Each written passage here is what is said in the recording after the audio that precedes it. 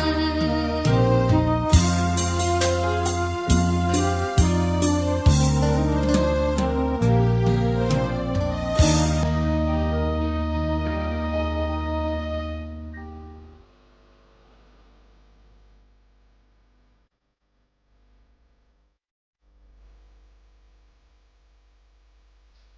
นักเผยแผ่จึงเปรียบเสมือนหมอที่วินิจฉัยโรคแล้วค่อยๆทดลองยาเมื่อเห็นว่าให้ยาถูกโรคก็คอยดูแลไม่ให้เกิดโรคแทรกซ้อนตามขึ้นมาอีกหมอต้องไวต่อการเรียนรู้เรื่องโรคและวิธีรักษาโรคฉันใดพระสงฆ์ซึ่งเป็นเสมือนจิตแพทย์ของสังคมก็ไวต่อการเปลี่ยนแปลงของโลกและวิธีบำบัดโรคที่มากับโลกฉันนั้น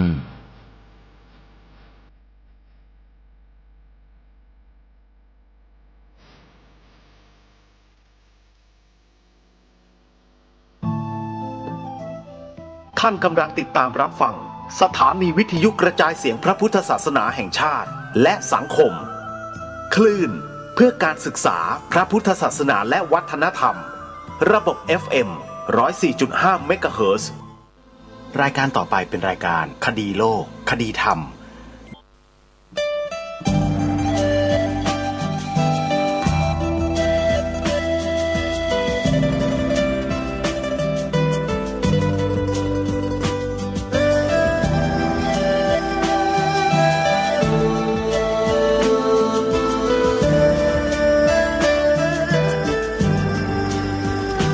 กล้าคิด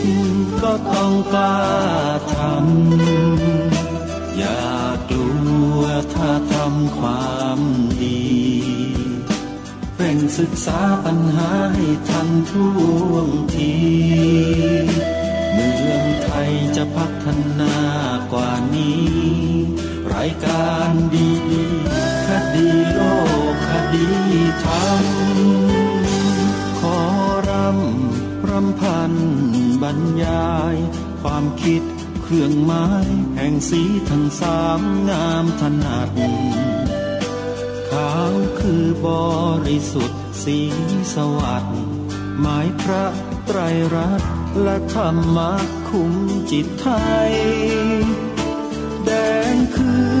โลหิตเราใสซึ่งยอมสละได้เพื่อรักษาชาติศาสนาน้ำเงินคือสีโสภาอันจอมประชาถ้าโปรดเป็นของส่วนองค์จัดริ้วเข้าเป็นไตรรงค์จึงเป็นสีธงที่รักแห่งเราชาวไทยทหารอวตารนำไปยงยุทธวิชัยวิชิตก็ชูเกียรติสยามประเทศไทยที่เจริญมั่นคงมาได้จนถึงทุกวันนี้มิได้เกิดขึ้นจากความหวาดกลัวอย่างคลาดเขลาแต่บรรพบุรุษไทยของเราทุกยุคทุกสมัยล้วนแต่มีความกล้าหาญและชาญฉลาดปกป้องเอกราชสร้างชาติให้เกิดความมั่นคงโดยมีธงแห่งพระไตรรัตน์เป็นเครื่องนำชัยจึงเป็นที่มาที่ไปของรายการคดีโลกคดีธรรมกล้าคิดก็ต้องกล้าทำอย่ากลัวถ้าทำความดีเร่งศึกษาปัญหาให้ทันท่วงทีเมืองไทยจะพัฒนากว่านี้รายการดีๆคดีโลกคดีธรรมรายการดีๆคดีโลกคดีธรรม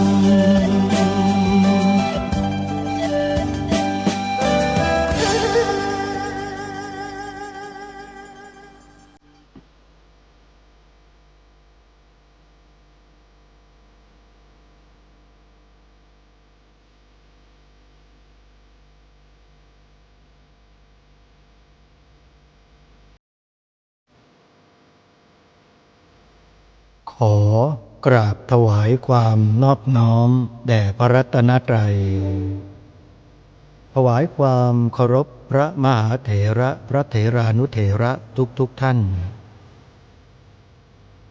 ขอความสุขความเจริญในธรรมจงบังเกิดมีแด่ท่านสาธุชนที่กำลังติดตามรับฟังรายการจากสถานีวิทยุแห่งนี้ทุกท่าน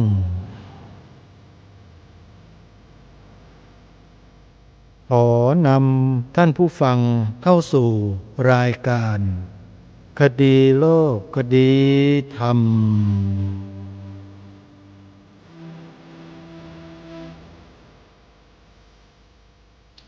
พบกันวันนี้วันแรม5 ค่ำเดือนยี่วันนี้ตรงกับวันพฤหัสบดีที่8 ธันวาคมพระพุทธศักราช2569รายการคดีโลกคดีธรรมมาพบกับสาธุชนเป็นประจำทุกวันทางสถานีวิทยุแห่งนี้ท่านสามารถติดตามรับฟังรายการนี้ทางโทรศัพท์มือถือโดยการดาวน์โหลดแอปพลิเคชันที่ชื่อว่าวิทยุพุทธศาสนาทั่วไทยและติดตามรับฟังผ่าน YouTube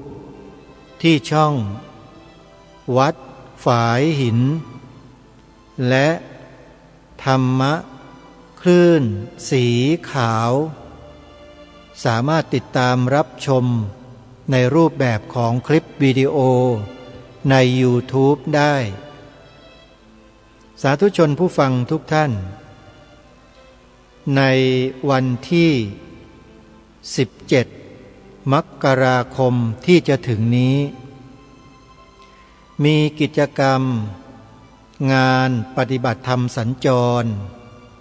ครั้งแรกของปีพระพุทธศักราช 2569 ซึ่งจะจัดให้มีขึ้นณพระธาตุนาดูลอำเภอนาดูลจังหวัดมหาสารคามในงานนี้คณะพระสงฆ์ที่ทำงานด้านการเผยแผ่พระพุทธศาสนาในหลายๆจังหวัดได้รวมตัวกันจัดกิจกรรมดังกล่าวนี้ขึ้นเพื่อขับเคลื่อนพลังแห่งคุณความดีให้มีปรากฏในพื้นที่สำคัญของประเทศที่ผ่านมาเราได้เคยจัดกิจกรรมใหญ่ๆกันหลายครั้งไม่ว่าจะเป็นงานปฏิบัติธรรมบูชาองค์พระธาตุพนมที่วัดพระธาตุพนมวรมหาวิหารจังหวัดนครพนมเราก็จัดกันมาแล้วที่พระธาตุขามแก่นเราก็จัดกันมาแล้วที่พระธาตุนาดูลก็เคยจัดกันมาและอีกหลายๆพระธาตุที่สำคัญเราก็รวมตัวกันไปจัดกิจกรรมบำเพ็ญกองการกุศลกันครั้งยิ่งใหญ่ทั้งนั้นและในครั้งนี้ก็เป็นอีกครั้งหนึ่งเวียนมาบรรจบครบรอบอีกปีที่พระธาตุนาดูลสาธุชนท่านใดที่มีความสนใจจะเข้าร่วมกิจกรรมขอเรียนเชิญสาธุชนเดินทางไปได้เลยโดยไม่ต้องลงทะเบียนไม่ต้องแสดงหลักฐานใดๆทั้งสิ้นเมื่อเข้าไปสู่ในพื้นที่ของพระธาตุนาดูลแล้วทางคณะทีมงานได้จัดสถานที่ให้กับบรรดาผู้ที่มาร่วมงานเนี่ยได้เข้านั่งประจำตามพื้นที่ต่างๆตามอัธยาศัยแล้วคณะครูบาอาจารย์ที่ท่าน จัดกิจกรรมก็จะเริ่มรันงานไปโดยลำดับกิจกรรมในช่วงบ่ายนั้นก็เป็นเพียงการเตรียมความพร้อมของสถานที่อุปกรณ์เครื่องเสียงโรงทานบูธของหน่วยงานต่างๆซึ่งหนึ่งในนั้นก็มีบูธของรายการคดีโลกคดีธรรมนำของรางวัลไปมอบให้กับผู้ที่สามารถปฏิบัติกิจได้ตามเงื่อนไขที่ทางรายการได้กำหนดไว้มี3 รางวัลรางวัลที่1เป็นรางวัลใหญ่1 รางวัลรางวัลที่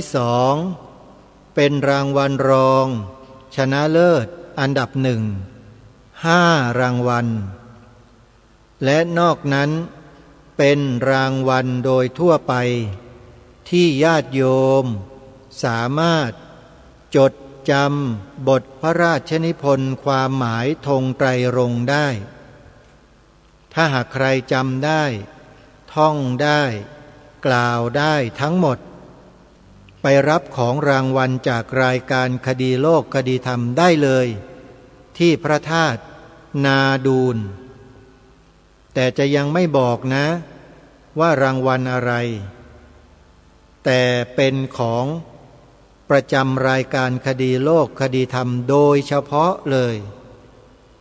มีตราสัญลักษณ์คดีโลกคดีธรรมชัดเจนเพราะฉะนั้นญาติโยมที่ไปร่วมงานที่พระธาตุนาดูลจะมีสิทธิ์ได้รับของรางวัลกันเกือบทุกคนอันนี้ต้องขอบอกกับญาติโยมไว้นะกติกาใหม่ล่าสุดนับตั้งแต่วันนี้เป็นต้นไปนะโยมนะฟังให้ดีนะกติกาใหม่ที่ทางรายการได้ปรึกษาหารือกับคณะจิตอาสากันแล้วเพราะทางคณะจิตอาสาเป็นผู้จัดหารางวัลมามอบให้อาตมภาพเป็นผู้ประกาศเชิญชวนและประกาศเงื่อนไขว่าผู้ใดจะมีสิทธิ์รับรางวัลที่1ผู้ใดจะมีสิทธิ์รับรางวัลที่2และผู้ใดมีสิทธิ์จะรับรางวัลที่เหลือทั้งหมดสำหรับรางวัลที่1นั้นจะมีไว้ให้แต่เฉพาะบุคคลที่สามารถจดจำ1บทพระราชนิพนธ์ความหมายธงไตรรงค์ได้อย่างถูกต้อง 2. คำกล่าวแสดงตนเป็นพุทธมามกะที่ถูกต้องทั้งภาษาบาลีและแปลเป็นภาษาไทย 3. จำพระราชปณิธานของสมเด็จพระเจ้าตากสินมหาราชได้ถ้าใครจำได้ทั้ง3ส่วนนี้รับรางวัลที่1ไปได้เลยญาติโยมมีรางวัลเดียวนะใครมาก่อนท่องได้ก่อนส่งได้ก่อนมีโอกาสได้รับก่อนแต่ถ้าหากมีผู้อื่นมาส่งการบ้าน3ประโยค3ข้อดังกล่าวแล้วถ้าหากว่าเขาท่องได้ลื่นไหลกว่าอักขระถูกกว่าดีกว่าก็จะเป็นผู้ชนะไปเห็นไหมโยมเพราะฉะนั้นจะต้องท่องกันให้สุดฝีมือเลยนะแล้วไปรับของรางวัลที่1เป็นรางวัลใหญ่นะโยมใครสามารถท่องจำได้ทั้ง3ส่วนและกล่าวได้อย่างถูกต้องชัดถ้อยชัดคำประโยควรรคตอนถูกต้อง รับไปเลยรางวัลที่หนึ่งเพราะฉะนั้นไปฝึกมาให้ดีนะอาตมาจะเป็นผู้ตัดสินเองรางวัลที่หนึ่งนะส่วนรางวัลที่สองนั้นเดี๋ยวให้ฆราวาสญาติโยมเขาจัดการกันอาตมาจะเป็นคนตัดสินเองว่าใครควรจะได้นะต้องท่องจำให้ได้ทั้งสามส่วนนี้ให้ได้นะจำได้ไหมหนึ่งบทพระราชนิพนธ์ความหมายธงไตรรงค์สองคำกล่าวปฏิญาณตนเป็นพุทธมามกะและสามพระราชปณิธานของสมเด็จพระเจ้าตากสินมหาราชในส่วนของพระราชปณิธานสมเด็จพระเจ้าตากสินมหาราชนั้นเราท่านก็ได้ยินได้ฟังกันอยู่เป็นประจำถ้าติดตามรับฟังรายการคดีโลกคดีธรรมเนี่ยก่อนจะเข้ารายการทางสถานีจะมีอินทรูดพระราชปณิธานของสมเด็จพระเจ้าตากสินมหาราชให้สาธุชนได้ฟังกันก่อนรายการทุกวันเลยอันตัวพ่อชื่อว่าพระยาตากทนทุกข์ยากกู้ชาติพระศาสนาถวายแผ่นดินให้เป็นพุทธบูชาแด่ศาสดาสมณะพระพุทธโคดมให้ยืนยงคงท้วน5,000 ปีสมณะพราหมณ์ชีปฏิบัติให้พอสมเจริญสมถะวิปัสสนาพ่อชื่นชมถวายบังคมรอยบาทพระศาสดาคิดถึงพ่ออยู่คู่กับเจ้าชาติของเราคงอยู่คู่พระศาสนาพุทธศาสตร์อยู่ยงคู่องค์กษัตราพระศาสดาฝากไว้ให้คู่กันนี่คือคำพระราชปณิธานของสมเด็จพระเจ้าตากสินมหาราชถ้าใครท่องได้ทั้งสามส่วนก็รับรางวัลที่หนึ่งไปได้เลยนะคำกล่าวแสดงตนเป็นพุทธมามกะนั้นอาตมาจะให้กล่าวเป็นบุคคลนะไม่ใช่กล่าวรวมนะฟังให้ดีถ้ากล่าวรวมเนี่ยจะเป็นคำอีกคำหนึ่งที่ไม่เหมือนกันถ้ากล่าวโดยบุคคลคนเดียวก็จะเป็นคำอีกคำหนึ่งดูตัวอย่างจะกล่าวให้ฟังนะโยมเป็นบุคคลคนเดียวกล่าวจะต้องกล่าวอย่างนี้เอเตมะยังพันเตสุจิระปรินิพพุตัมปิตังภคะวันตังสรณังคัจฉามิธัมมัญจะภิกขุสังคัญจะพุทธมามะโกติมังสังโฆทาเรตุอันนี้เป็นภาษาบาลีกล่าวคนเดียวต้องใช้คำว่าคัจฉามิใช้คำว่าคัจฉามินะโยมและใช้คำว่ามังไม่ได้ใช้คำว่าโนนะถ้าโนนี่รวมกันหลายคนแต่ถ้าคนเดียวใช้คำว่ามังพุทธมามะโกติมังสังโฆทาเรตุข้าแต่พระสงฆ์ผู้เจริญข้าพระเจ้าขอถึงพระผู้มีพระภาคเจ้านั้นแม้ปรินิพพาน มานานแล้ว พร้อมพระธรรมและพระสงฆ์เป็นสารณะขอพระสงฆ์จงจำข้าพเจ้าไว้ว่าเป็นผู้รับเอาพระพุทธเจ้าตั้งแต่บัดนี้เป็นต้นไปเถิดคำว่าพุทธมามกะแปลว่ารับเอาพระพุทธเจ้าแปลเป็นภาษาไทยให้หมดเลยโยมไม่ทับศัพท์นะจงจำข้าพเจ้าไว้ว่าเป็นผู้รับเอาพระพุทธเจ้าตั้งแต่บัดนี้เป็นต้นไปเถิดนี่คือคำกล่าวแสดงตนเป็นพุทธมามกะถามว่าคำกล่าวแสดงตนเป็นพุทธมามกะมีความสำคัญอย่างไรมีความสำคัญก็คือเพื่อให้คนไทยหรือใครก็ตามในโลกใบนี้เมื่อกล่าวประโยคเหล่านี้ต่อหน้าพระสงฆ์จบลงบุคคลคนนั้นจะเป็นพุทธศาสนิกชนทันทีเพราะฉะนั้นใครก็ตามที่กล่าวประโยคนี้จบต่อหน้าพระสงฆ์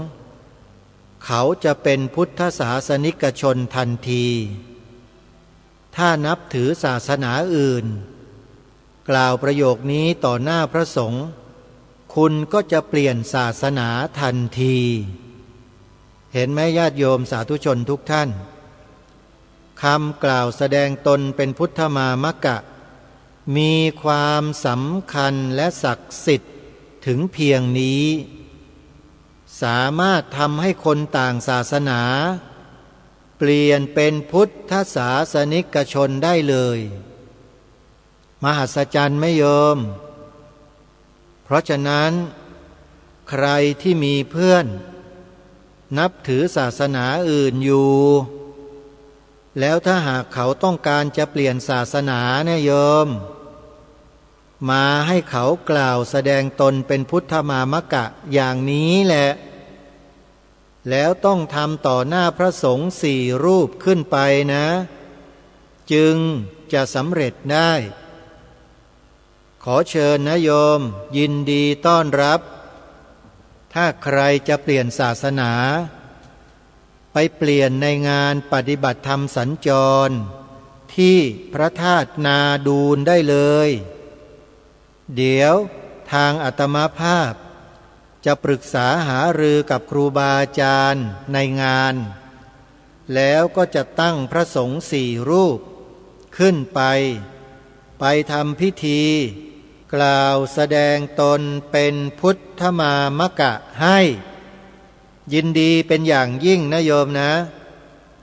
โอ้โหนี่ถ้าเกิดมีคนต่างศาสนาสักคนหนึ่งนะไปกล่าวแสดงตนเป็นพุทธมามกะเพื่อขอเปลี่ยนศาสนาที่งานพระธาตุนาดูนนะโยมรับรองได้เลยว่ารีวิวแตกแน่TikTok ก็แตกแจ็คพอตแตกเลย YouTube นี่คนเข้ามาดูเป็นล้านเลยเชื่อไหมอาตมาจะทำการบันทึกคลิปประกาศไปทั่วโลกเลยนะใครถ้าสนใจก็ขอเชิญได้เลยบอกกันกระซิบกันแล้วงานนี้เราทำแบบเปิดเผยบริสุทธิ์ใจนะไม่ทำเป็นเหมือนกับพวกอีแอบที่เที่ยวไปขโมยศาสนิกของชาวพุทธไปเป็นของตัวเองด้วยวิธีการเอาเปรียบต่างๆเราชาวพุทธไม่ทำอย่างนั้นเด็ดขาดญาติโยมให้เขาสมัครใจเท่านั้นเมื่อเขาสมัครใจแล้วจึงพาเขามากล่าวแสดงตนเป็นพุทธมามกะไม่ใช่ไปอีลู่ถูกังไปลากไปดึงเข้ามาหรือใช้เงินไปซื้อใช้อะไรต่อมีอะไรไปลวงล่อหรือมีข้อแม้แลกเปลี่ยนพวกเราชาวพุทธไม่ทำเช่นนั้นเด็ดขาดแต่ศาสนิกอื่นเขาทำกันทุกวันไปดูได้ เงื่อนไขทั้งนั้นคุณต้องเปลี่ยนศาสนาก่อนนะจึงจะได้ประโยชน์ตัวนี้ไม่เช่นนั้นคุณก็จะไม่ได้เห็นไหมท่านผู้ฟังมีอย่างนี้จริงๆจริงๆมีจริงๆท่านผู้ฟังหลักฐานพยานเยอะแยะไปหมดแต่ไม่เป็นไรหรอกตราบใดที่ของที่ไม่จริงมันมีอยู่ในโลกคนที่ชอบของปลอมๆเขาก็ชอบของปลอมอยู่วันยังค่ำนั่นแหละแต่คนที่มีปัญญามีหูมีตาดีเนี่ยเขาดูออกว่าอะไรของจริงของแท้ว่าอะไรเป็นของปลอมลอกเลียนแบบเมื่อเขารู้แล้วเขาก็จะไม่ได้เดือดร้อนใจอะไรกับสิ่งเหล่านั้นเขาก็ไม่สามารถที่จะมาดึงเอาคนเหล่านั้นเนี่ยไปเป็นศาสนิกของตนด้วยการล่อลวงด้วยอามิตรได้ยกเว้นคนโง่เท่านั้นที่ถูกล่อลวงด้วยอามิตรแล้วเปลี่ยนไปนับถือลัทธิอื่นซึ่งเรื่องนี้องค์พระบาทสมเด็จพระมงกุฎเกล้าเจ้าอยู่หัวตรัสไว้แรงมากตรัสไว้แรงจริงๆซึ่งพระองค์ได้ตรัสไว้ในบทพระราชนิพนธ์เทศนาเสือป่าไว้ความตอนหนึ่งซึ่งจะขออัญเชิญมาอ่านให้ฟังดังนี้ขอกล่าวซ้ำอีกว่าถึงแม้คนเราจะคงถือพระพุทธศาสนาอยู่ก็ไม่สิวิไลน้อยลงไปถึงแม้จะแปลงไปเข้ารีดถือศาสนาอื่นก็ไม่สิวิไลมากขึ้นผู้ที่แปลงศาสนาคนเขาดูถูกยิ่งเสียกว่าผู้ที่แปลงชาติเพราะเขาย่อมเห็นว่าสิ่งที่นับถือเลื่อมใสกันมาตลอดครั้งปู่ย่าตายายตั้งแต่เด็กมาแล้วเป็นของสำคัญอันหนึ่งซึ่งแสดงให้เห็นว่าคนนั้นมีความสัตย์มีความมั่นคงในใจหรือไม่เมื่อมาแปลงชาติศาสนาได้แล้วเป็นแลเห็นได้ทันทีว่าเป็นคนไม่มั่นคงชัดเจนมากท่านผู้ฟังเพราะฉะนั้นการที่มนุษย์ในโลกนี้เปลี่ยนศาสนามันมีอยู่สองประเภทหนึ่งเปลี่ยนเพราะค่านิยมที่ผิดอย่างที่องค์พระบาทสมเด็จพระมงกุฎเกล้าเจ้าอยู่หัวตรัสแสดงไว้ในเทศนาเสือป่ากันที่7ที่อัญเชิญมาอ่านให้ฟังเมื่อสักครู่นี้และอีกประเภทหนึ่งก็คือประเภทที่เปลี่ยนเพราะต้องการเปลี่ยนจริงๆและมีวิธีการตัดสินใจที่ถูกต้องไม่มีการบังคับไม่ว่าจะด้วยอะไรก็แล้วแต่โดยเฉพาะอามิตรสินจ้างผลประโยชน์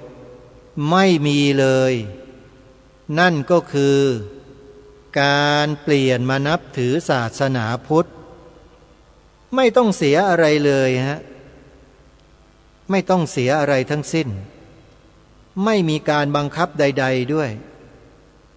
คุณมาเป็นพุทธศาสนิกชนแล้วคุณจะอิสระจากการบีบบังคับโดยประการทั้งปวงทุกสิ่งทุกอย่างนั้นขึ้นอยู่กับการตัดสินใจของตัวคุณเองทั้งหมดท่านผู้ฟังจะสังเกตเห็นได้ว่าพวกเราชาวพุทธไม่เคยถูกวงการของคณะสงฆ์บีบบังคับ ให้เราต้องไปวัดทุกวันนั้นทุกวันนี้ใครไม่ไปจะต้องโดนลงโทษอย่างนั้นอย่างนี้รีดเก็บภาษีศาสนาเหมือนกับบางลัทธินิกายศาสนาพระสงฆ์ไม่เคยทำและทำไม่ได้ด้วยพระพุทธเจ้าห้ามเด็ดขาดแต่สามารถประกาศบอกบุญให้ญาติโยมพิจารณาและตัดสินใจเองแล้วโยมก็ทำกันเองทั้งนั้นไม่มีใครไปกำหนดหรือบังคับว่าต้องขนาดนี้นะถ้าไม่ใช่ขนาดนี้นะอย่ามาทำนะวัดฉันไม่รับไม่มีวัดไหนทำอย่างนั้นหรอกโยมตามกำลังศรัทธาทั้งนั้นเห็นหรือยังว่าความแตกต่างระหว่างศาสนิกที่ปฏิบัติแตกต่างกันโดยสิ้นเชิงอันนี้ว่าโดยการเข้าศาสนานะของเราเนี่ยไม่ต้องใช้จ่ายอะไรไม่ต้องเดือดร้อนอะไรเลยผู้ที่เข้ามาก็ไม่ต้องซีเรียสไม่ต้องเครียดแล้วก็ไม่ต้องกระเฮี้ยนกระหือรืออยากได้อยากมีอยากเป็นอยากรวยอยากอะไรแล้วจึงมาไม่ใช่ศาสนาพุทธไม่มีอะไรให้นะมีแต่หลักธรรมคำสอนที่บริสุทธิ์เท่านั้นนอกนั้นคุณทำมาหากินเลี้ยงชีพกันตามปกติศาสนาพุทธจะไม่เข้าไปก้าวก่ายอะไรเลยคุณทำได้ขยันขันแข็งแค่ไหนก็ได้เท่านั้นคุณมีความสามารถเท่าใดคุณก็ทำได้เท่านั้นนี่คือพุทธมามกะและก็ไม่แปลกเลยที่ประเทศไทยเรานั้นยอมรับนับถือพระพุทธศาสนาให้เป็นศาสนาประจำชาติไทยของเรามาโดยตลอดแต่มาถึงยุคนี้มีคนมันไม่ยอมรับมันบอกว่าประเทศไทยไม่ได้มีศาสนาอะไรเป็นศาสนาประจำชาติสักหน่อยมันว่าถึงขนาดนั้นนะโยมแล้วโยมว่าไงอ่ะมีคนมันพูดอย่างนี้จริงๆมันบอกว่าประเทศไทยไม่มีศาสนาอะไรเป็นศาสนาประจำชาติสักศาสนาหนึ่งมันอ้างว่าไงรู้ไหมมันบอกว่าในรัฐธรรมนูญไม่ได้เขียนไม่ได้บัญญัติไว้แล้วจะบอกว่าศาสนาพุทธเป็นศาสนาประจำชาติไม่ได้ว่าไงล่ะโยมญาติโยมที่ฟังรายการคดีโลกคดีธรรมพอฟังคนนี้พูดแบบนี้แล้วถามจริงๆเถอะรู้สึกรู้สาอะไรกันบ้างไหมเขาพูดเนี่ยเขาไม่ได้พูดกันเล่นๆนะเขาเอาจริงเอาจังนะคนพวกนี้เอาจริงเอาจังถึงขนาดว่าพวกเราที่เป็นพระสงฆ์ที่เป็นชาวพุทธตั้งคณะกรรมการจัดทำหลักสูตรวิชาพระพุทธศาสนาขึ้นมาเล่มหนึ่งเพื่อให้นักเรียนในโรงเรียนทั่วราชอาณาจักรได้ศึกษาเล่าเรียนวิชาพระพุทธศาสนากันแล้วในผังมโนทัศน์ก็มีการอัญเชิญพระราชดำรัสขององค์พระบาทสมเด็จพระบรมชนกาธิเบศรมหาภูมิพลอดุลยเดชมหาราชบรมนาถบพิตรมาใส่ไว้ในผังมโนทัศน์แบบเรียนวิชาพระพุทธศาสนาเอาไว้อยู่มาคนต่างศาสนาคนหนึ่งไม่รู้ว่าไปกินดีหมีดีควายมาจากที่ไหนไม่รู้ทำหนังสือไปข่มขู่อธิบดีกรมวิชาการบอกว่าให้ลบออกอธิบดีลบออกไม่ควรเขียนไว้คำว่าพระพุทธศาสนาเป็นศาสนาประจำชาติไทยเขียนไม่ได้แล้วก็ให้เหตุผลมา10 กว่าข้อล้วนแต่เป็นคำโกหกหลอกลวงแทบจะทั้งนั้นเลยนี่คือสิ่งที่เกิดขึ้นกับประเทศไทยของเราจริงๆและได้ข่าวว่าไอ้คนที่เขียนหนังสือนี้ไปก็ตายไปแล้วไม่รู้ว่าลงไปอยู่ที่ไหนตายไปแล้ว ส่วนอธิบดีกรมวิชาการคนนั้นไม่รู้ยังอยู่หรือเปล่านะ ไม่แน่ใจปรากฏว่าอธิบดีสั่งนะให้ลบออกแล้วก็แปลกนะไม่มีชาวพุทธสักคนหนึ่งโดยเฉพาะคณะกรรมการที่ร่างหลักสูตรที่มีหน้าที่เกี่ยวข้องโดยตรงเนี่ย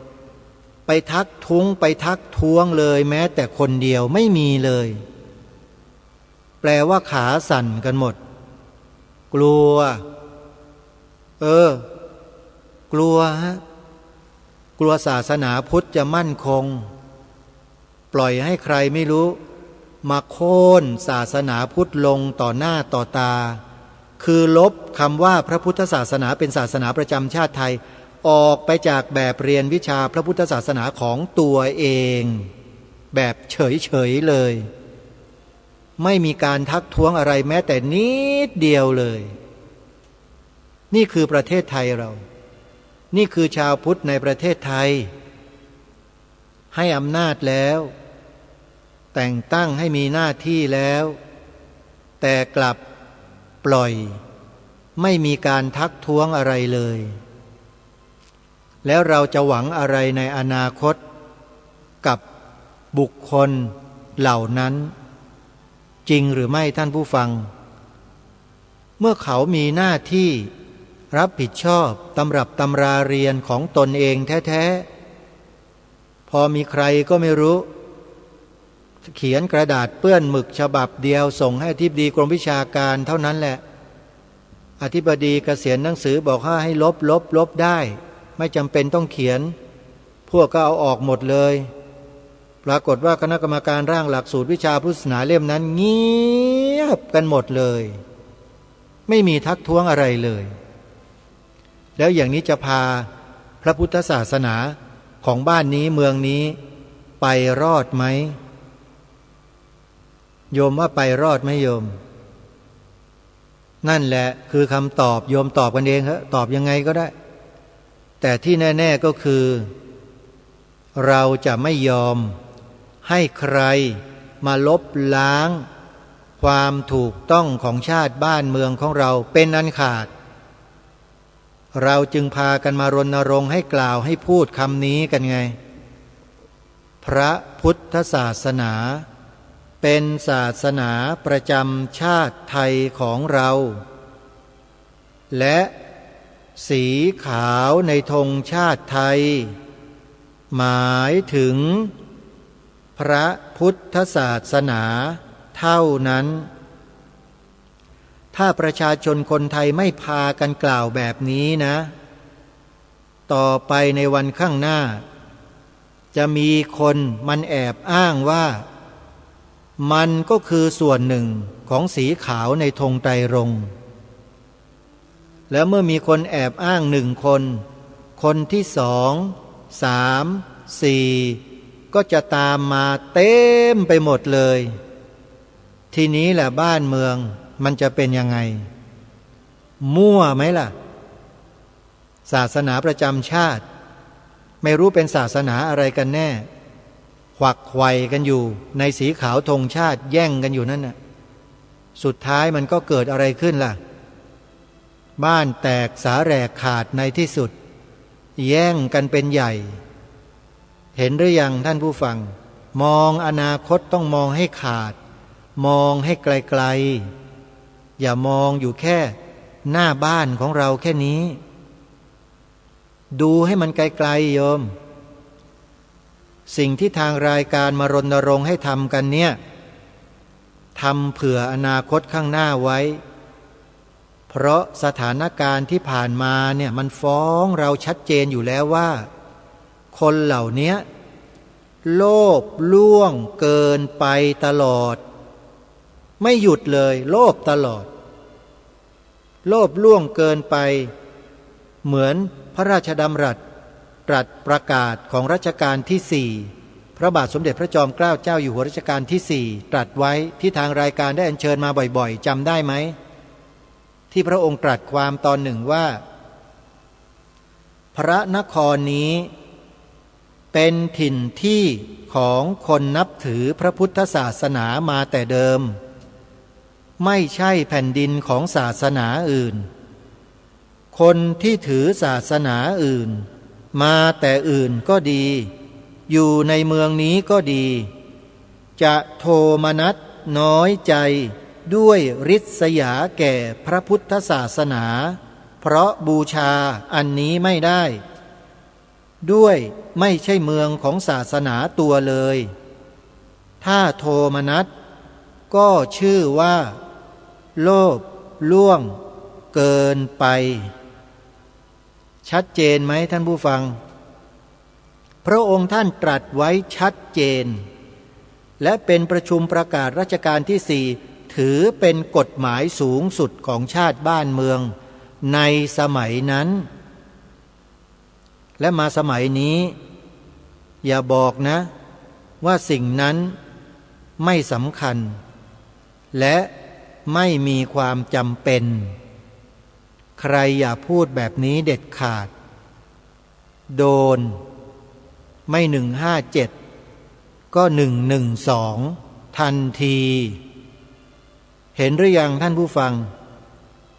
แล้วถ้าพวกเราไม่ช่วยกันสืบสารรักษาต่อยอดแล้วเราจะให้ใครมาช่วยล่ะไม่มีใครมาช่วยเรานะนอกจากเราช่วยตัวเรากันเองอัตตาหิอัตโนนาโถโกหินาโถปโรสิยาอัตตนาหิสุทันเตนะนาถังละพติทุลลพังพระสัมมาสัมพุทธเจ้าตรัสไว้ชัดเจนประโยคนี้ตนแลเป็นที่พึ่งของตน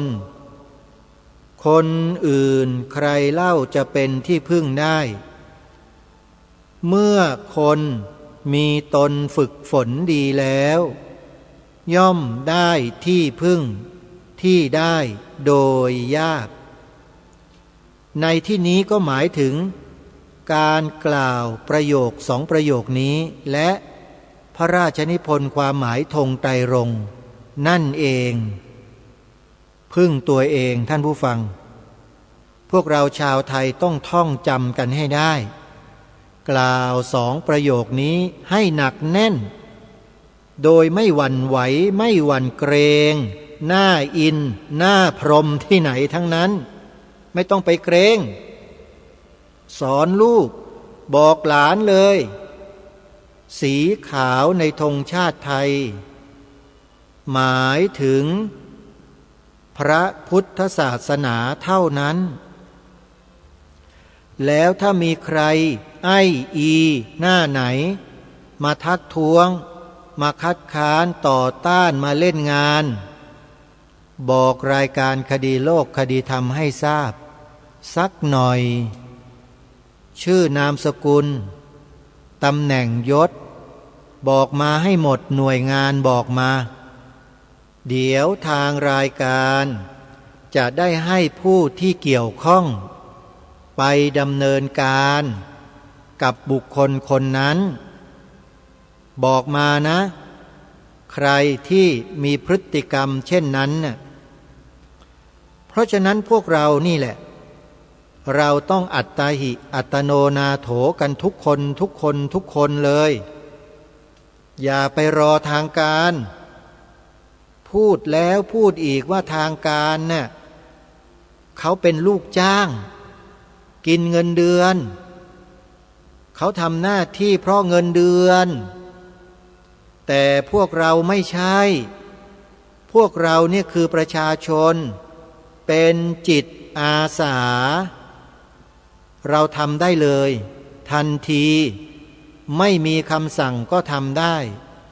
หรือใครสั่งไม่ให้ทำก็ต้องทำเพราะนี่คือประชุมประกาศรัชกาลที่สี่พระราชนิพนธ์รัชกาลที่6พระราชดำรัสรัชกาลที่9ใครหรือจะมาสั่งห้ามอัญเชิญมากล่าวมาถ่ายทอด ให้ประชาชนคนไทยได้ร่วมกันน้อมเกล้าน้อมกระหม่อมถวายสดุดีแด่พระองค์ท่านเหล่านั้นใค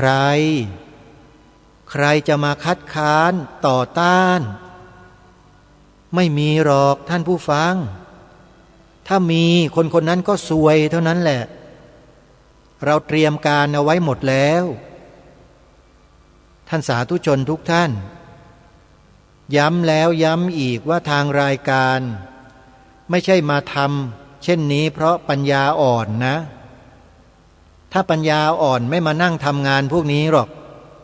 ไปนั่งเล่นเกมปัญญาอ่อนดีกว่ามีความสุขสนุกสนานอยู่ทั้งวันนั่นแหละเขาเรียกว่าตัวปัญญาอ่อนเลยแหละถูกเขาหลอกให้หลงไหลเคลิบเคลิ้มเสพสิ่งเหล่านั้นอยู่จนไม่สามารถจะเลิกจากสิ่งเหล่านั้นได้ง่ายๆแต่งานแบบเนี้ยเป็นงานที่ทำได้ยาก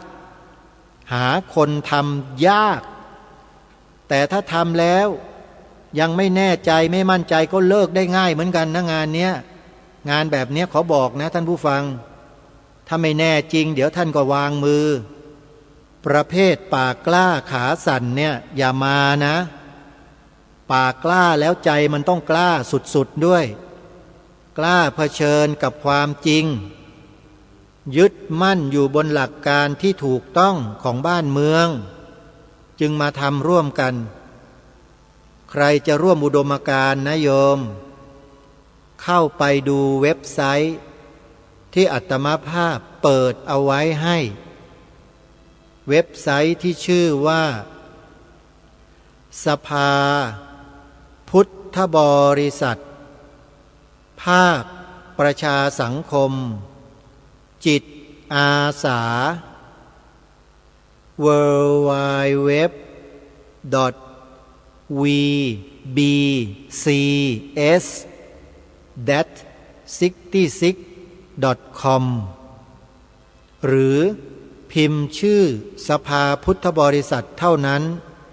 เว็บไซต์นี้ก็จะขึ้นมาให้เรากดเข้าไปดูกันที่ Google พิมพ์ชื่อสภาพุทธบริษัทจะขึ้นมาอยู่อันดับหนึ่งของ Google เลยโยมตอนนี้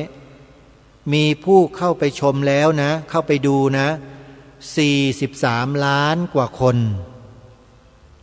ไม่เชื่อเข้าไปดูได้เลยแล้วมีแต่จะเพิ่มขึ้น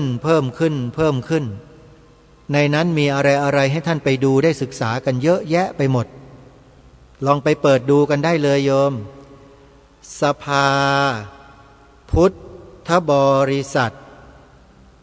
ภาคประชาสังคมจิตอาสาถ้าเป็นภาษาอังกฤษก็ Voluntary Buddhist Council of Civil Society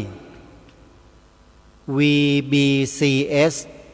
เป็นอักษรย่อ4ตัวภาษาอังกฤษถ้าเป็นภาษาไทยอักษรย่อก็สพปอสอเสือพอพานปอปลาออ่างสพปอสภาพุทธบริษัทภาคประชาสังคมจิตอาสาทำมาตั้งหลายปีแล้ว10 กว่าปีมาแล้วโยมลองเข้าไปดูกันนะตอนนี้มีผู้คนเข้าไปชมไปดูกันถึง43 ล้านกว่าคนแล้วโยมจะเป็นคนที่เท่าไหร่ก็ลองเปิดเข้าไปดูกันในนั้นจะมีสาระมีข้อมูลมีอะไรต่างๆที่น่าสนใจเยอะเลยรับรองได้ว่าท่านไปหาดูที่ไหนแทบจะหาไม่ได้เลยข้อมูลบางอย่างนะไม่มีหรอกมีแต่เว็บไซต์นี้แหละเอาละท่านสาธุชนทุกท่าน17-18 มกราคมที่จะถึงนี้อย่าลืมไปร่วมงานปฏิบัติธรรมสัญจรที่พระธาตุนาดูลอำเภอนาดูลจังหวัดมหาสารคามโดยพร้อมเพรียงกันนะวันนี้เวลาของรายการหมดลงแล้วต้องขอสมมุติยุติรายการไว้แต่เพียงเท่านี้พบกับรายการได้ใหม่ในวันต่อไปขอความสุขความสวัสดีในธรรมแห่งองค์สมเด็จพระบรมศาสดาสัมมาสัมพุทธเจ้า จงปรากฏเกิดมีขึ้นในจิตใจของท่านผู้ฟังทุกท่านทุกคนเทินขอเจริญพร กล้าคิดก็ต้องกล้าทำอย่ากลัวถ้าทำความดี เร่งศึกษาปัญหาให้ทันท่วงทีเมืองไทยจะพัฒนากว่า